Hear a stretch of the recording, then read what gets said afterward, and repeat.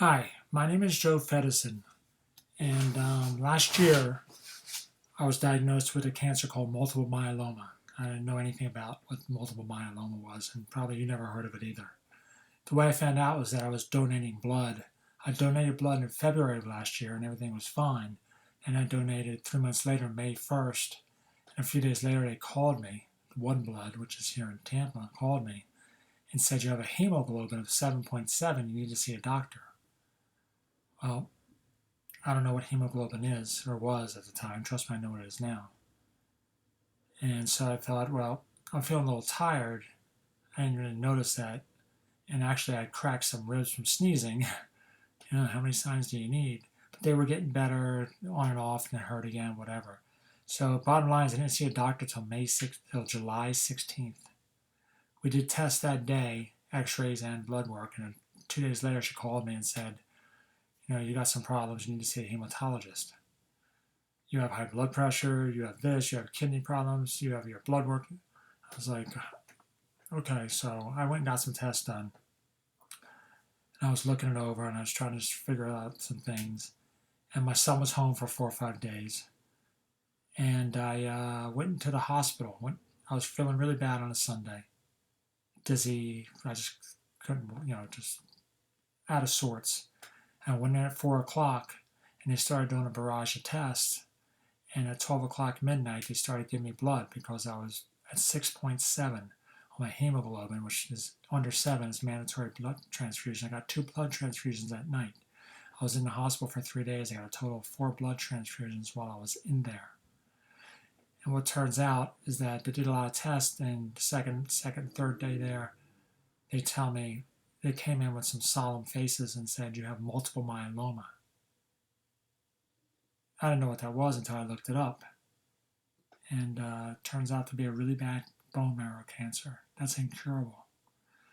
The prognosis is 5 to 6 years if you had the regular multiple myeloma, but just 15% of people who have the high risk, poor prognosis version. And guess what? That's me. It amounts to about 3,000 men last year who got this. I'm one of 3,000. So I have a prognosis of 2.5 to 3 years. I'm on 10 months in on the first year.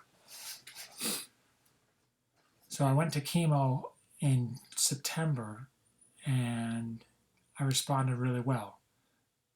And my marker test and everything, I did something else with it. But my marker test worked out real well. And in December, I did a PET scan and another biopsy. The PET scan, which says if you have cancer or not active, was clear. I was clear. But I had 10% non-active, non-clonal in the biopsy. So the oncologist said, let's try to get the 10% out. And I said, okay. February, I was back in the chemotherapy. And by March, my numbers started going up. Bad.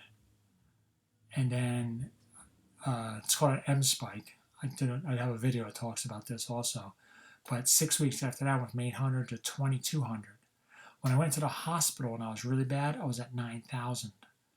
So it's going 2.5 times. It's multiplying by 2.5 times every 6 weeks right now. I'm taking the test again next Monday. I have an MRI next Monday because I recently had a test that shows that I have growths on my liver. I have a growth on my thyroid.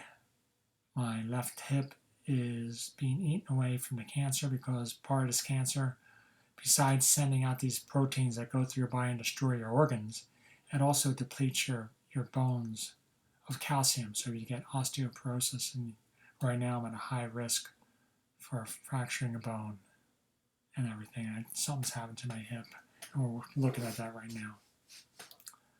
So I haven't been able to work. I haven't worked. As a matter of fact, what happened was that I looked so bad in August, I couldn't walk. It eats your bones. Some people, their lumbar just crushes. It's eating out so much, it just crushes, collapses. What happens? Thank God that didn't happen to me. I have my ribs and my hip But so a friend of mine who took me to the hospital, friends with her, well, she's actually my ex-fiance. I mean, we're still friends and everything like that. She took me to the hospital, and since I couldn't walk, I had a townhouse. I couldn't walk and anything like that. She's like, "Look, I lost 38 pounds. I looked really, really bad." And she said, "You can just stay with me. I have an extra room, and that's where I'm at right now. I have a bed. I have some stuff in the closet." My prognosis was so bad, and I looked so bad that I just decided that I didn't think I was going to make it. No one else thought I was going to make it either. And so I just got rid of everything. A lifetime. I was 54.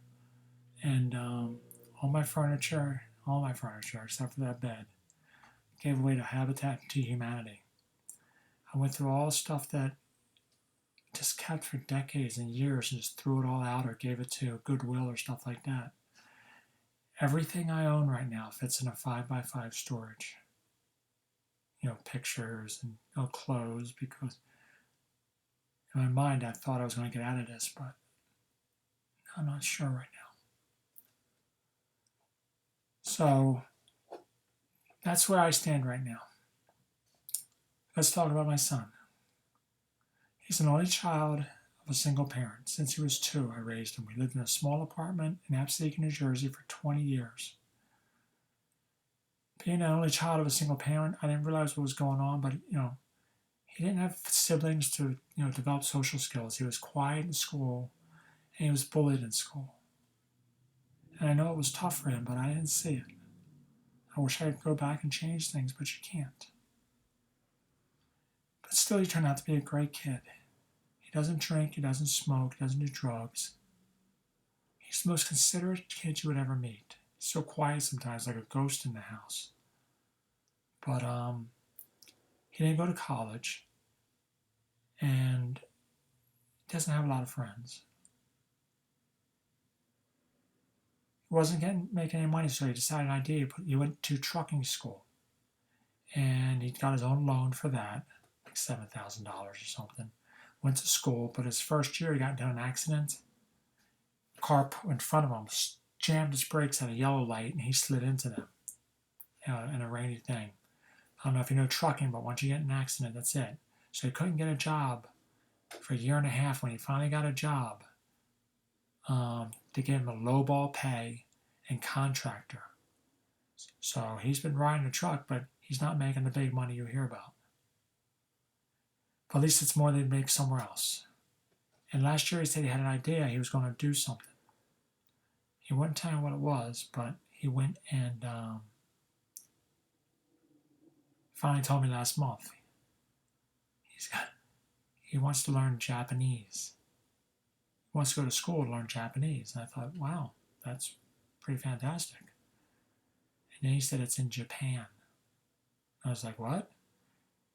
It's already done. He found a school, got student loans, has an airline ticket, visas. Everything is set up. He's flying out from the United States on the 28th of June. And I know he doesn't realize, when I tell him where I'm at, he doesn't get how bad I am, probably. Maybe because all he knows is it's always me and him. And anytime I've had a challenge, I was like, yeah, I'll figure this one out. Don't worry, everything will be fine. And I'm not so sure this time. So it's possible that he'll be home next week. I have a chance to be with him for 3 weeks. But it's possible that that'll be the last 3 weeks I'll ever see him.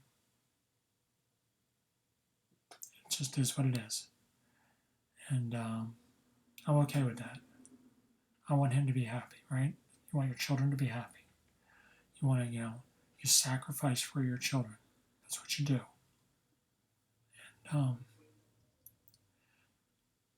so, he's went to Lasik for a while, and he wore glasses through school. He was bullied, tried to play sports. It didn't work out well for him. Then he started getting contacts and stuff.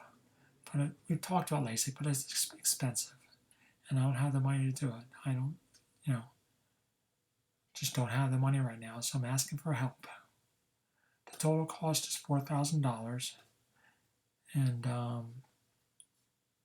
He's got an appointment, a free appointment, evaluation appointment on the 5th of June. And then within the week, they can do the operation. So if you could help out, I would appreciate it. Just something I want to try to make happen for him.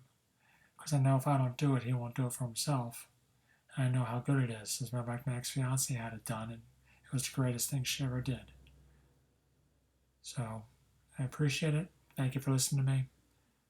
And I'll try to keep you updated as we go. Thanks.